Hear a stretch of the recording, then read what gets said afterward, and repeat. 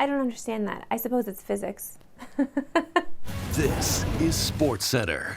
Hey, I'm Marissa Roberto, and we start with some big news from the ice. As Ken Holland has told the Oilers he will not return next season. According to Darren Dreger, he is free to talk to other teams, but has not yet done so. Holland, who has been GM and president of hockey operations since 2019, has made the playoffs 4 out of 5 years, including their recent run to the Stanley Cup Final where they lost to Florida in 7 games. Heartbreak. Oilers CEO of hockey operations Jeff Jackson released a statement saying, "The Edmonton Oilers and Ken Holland have mutually agreed that his contract will not be extended beyond the end of its current term.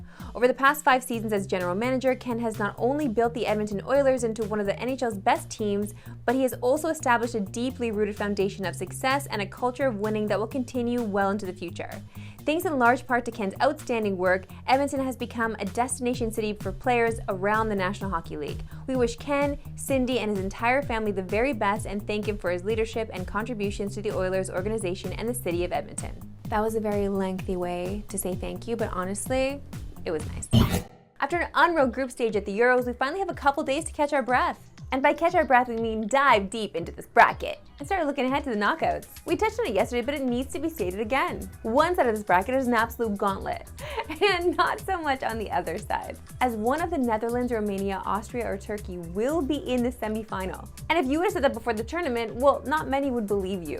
And the bracket is a great jumping off point to bring up the latest tourney odds, as England are once again the favorites to win the whole thing. But it's not because of how they look on the pitch, as it's been rough for Southgate's squad so far. But the path is that easy, as Italy in the quarters seems like their only true test on their way to the final. And we've all been watching Italy, okay? I don't care if you're Italian, we need to keep the bias out of this, okay? They've not been playing well. They've been embarrassing us. I don't know. I don't even know if they're gonna beat the Swiss, for real. On the other side of the bracket, Spain has the shortest odds, but they do have to make it through that gauntlet, as they'll likely get Germany in the quarters, and then France or Portugal in the semi. But they've definitely looked the best so far in the group stage, as they're the only team to go a perfect 3-0, and have yet to concede a goal. This is tough for me because my husband cheers for Spain. You know, he has that Spanish blood in him, but it's just, I don't know. I want the Spain team to not be so good all of the time. It's quite frustrating. Another thing we need to look at to get us fully primed for the knockouts is the Golden Boot race, because this thing is wide open. We've got a lot of good players sitting on 2 goals. Who could actually make a decent run here? And checking the odds, not gonna lie, we actually disagree with our friends at FanDuel, as Mbappe is the favorite but only has 1 goal so far. Harry Kane behind him at plus 800 makes a little more sense though. Because, and we sound like a broken record here, but that path is just so easy. And the Euros continue Saturday morning on TSN with the round of 16. First at 11:45 Eastern, 8:45 Pacific, it's the Swiss taking on Italy. So I don't know what we're gonna do. Are we gonna go to Market Lane, College Street, stay home? I'm not wearing the jersey though. It's been proven that the jersey has not helped me. So I don't know, do we get a flag? Well, what's the spread like? What are we eating, fam? Then after that is Germany and Denmark. I just feel like if the Germans don't win this, there's something wrong.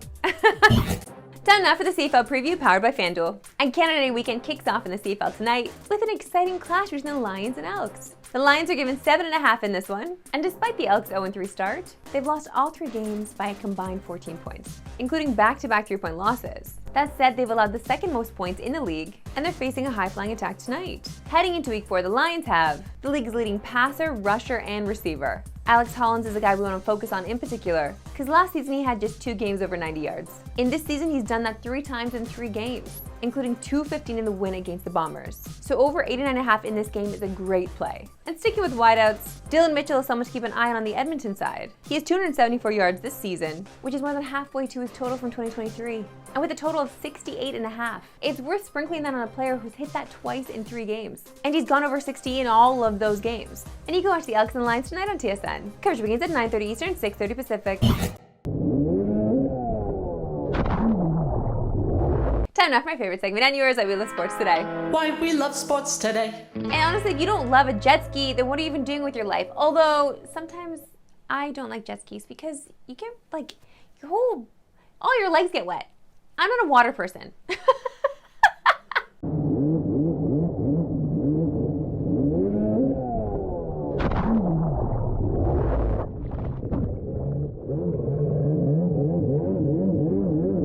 How is it even allowed? Like, how can it go under the water like that and still be fine? I don't understand this technology.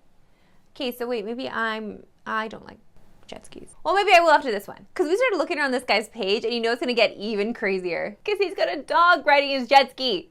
I see, oh.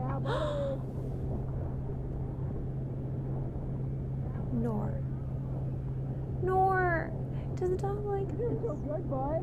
You were so good. I want to see a tail. I want to see a tail wag. If I don't see a tail wag, Yeah. I'm not sure.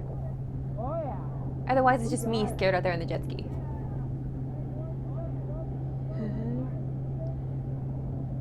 We'll just back out. I'm sure he loves it.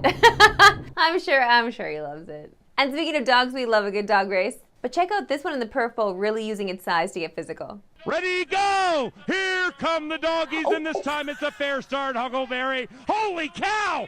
Bread absolutely annihilated a fellow corgi. That's like me when I hear the ice cream truck.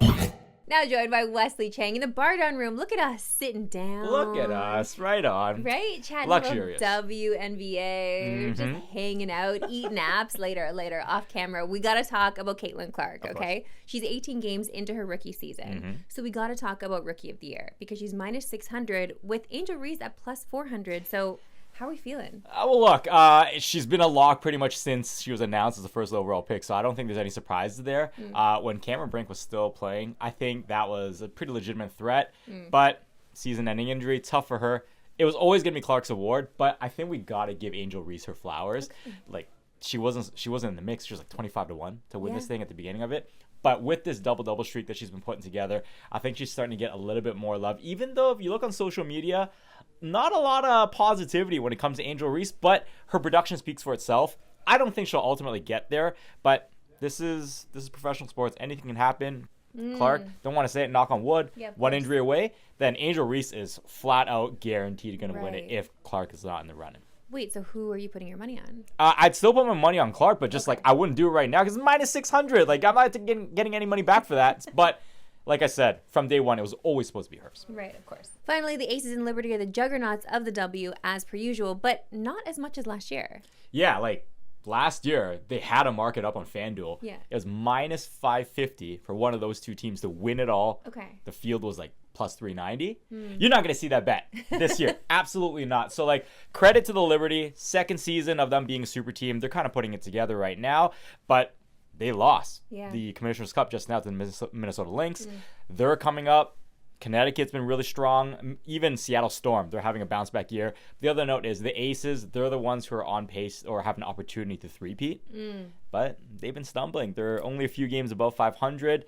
The challenge for them, no Candace Parker, Chelsea Gray, she's been out of it. She comes back into the mix soon. Can they still put it together? We'll find out. They're still technically the favorites to win it all, but it's definitely more even than it was in the past year. I love that. I love that for the WNBA. I love that for the franchise. I just feel like we can't always have a superior reign, okay? I don't like these dynasties. Figure something else out. We'll see. Well, it might not be. This might be the year it all comes down. Wesley Chang, a pleasure as always. Thanks for doing this. And hey, thanks for watching. We'll be right back here tomorrow, 5 Eastern, 2 Pacific, but maybe a little earlier because, you know, we're still waiting on that Euro round of 16, baby. Let's go.